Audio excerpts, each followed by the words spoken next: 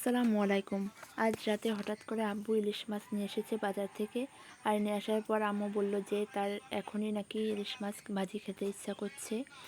তো সেজন্য আমি সবাইকে রাত্রেবেলায় ইলিশ মাছ ভাজি করে খাওয়ালাম।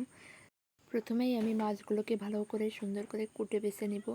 ইলিশ মাছ কাটা যেহেতু অনেক সহজ আর খুবই সিম্পলভাবে করা যায়, সেজন্য রাত্রেবেলা অনেক টাইমও লাগলো না, খুবই অল্প সময়ে আমি এটা পরিষ্কার করে ফেলতে পেরেছি। তো আমি চাকু দিয়ে আঁশগুলো ছাড়িয়ে নিচ্ছি এভাবে। আর এতে কিন্তু খুব সহজে ছাড়ানো যায় আর তা দ্রুত হয় কাজটা। তো আমি এভাবে একটা মাছ থেকে ভালো করে আঁশগুলো সব ছাড়িয়ে নেব।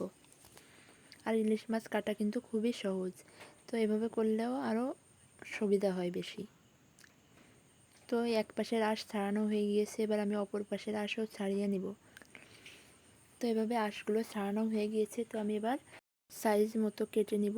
তো পেটের ভিতরে কিন্তু ডিম নাই, আর এজন্য মাছগুলো আরও সুবিধা হয়। পেটের ভিতরে খুবই অল্প পরিমাণে ময়লা থাকে। একবার মাথা কেটে ফেলেছি, এবার পেটিগুলো কেটে আমি পিস পিস করে নিব। এখন আমি একটা মাছই করতেছি, যেহেতু অনেক রাত হয়েছে সেজন্য। আর একটা আমি ডিপ ফ্রিজে রেখে দিয়েছি। আর এই মাছটাকে 5 টুকরো করে নিব, কারণ আমরা বাসায় 5 জন। তো এই 5টি পিসকে ভালো করে ভাজি করে আমি সবাইকে দিব এখন। আর বাকি পিসগুলো আমি ফ্রিজে রেখে দেব। তো 5 পিস করা হয়ে গিয়েছে, এবার আমি ভালো করে এটা ধুয়ে নেব। তার আগে আমি মাথাটাও একটু সাইজ করে নিলাম।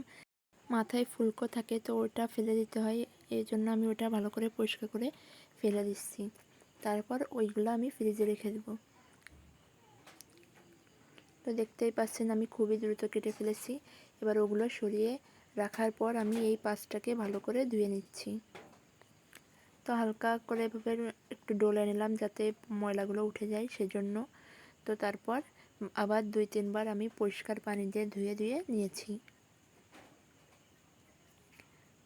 বেশিরভাগ মানুষেরই ইলিশ মাছ ভাজি অনেক পছন্দ, আমাদের বাসায়ও সবাই অনেক পছন্দ করে। তো সেজন্যই আমি রাত্রেবেলায় করে ফেললাম।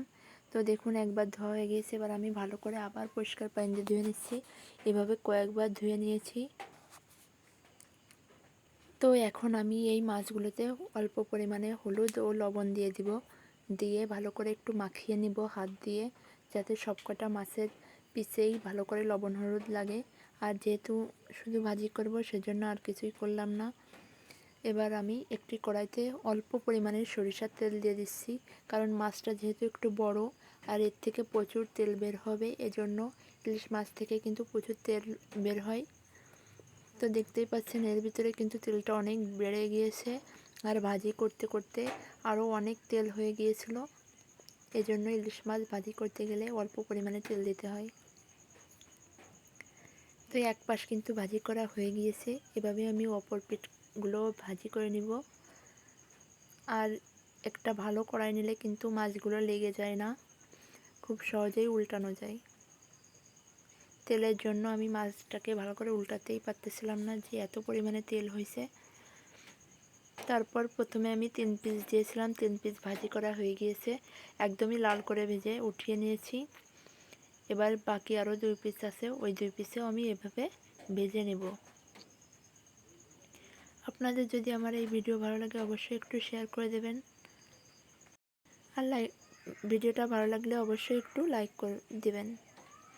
তো দেখতেই পাচ্ছেন এই মাছের পিসগুলো দেওয়ার পর কি পরিমাণে তেল আরও বেড়ে গিয়েছে। তো এভাবে আমি এটাকেও অনেক কড়া করে ভাজি করে নিলাম। তো কড়াই থেকে উঠিয়ে নামিয়ে নিলাম। আশা করি সবার ভালো লাগবে। আল্লাহ হাফেজ।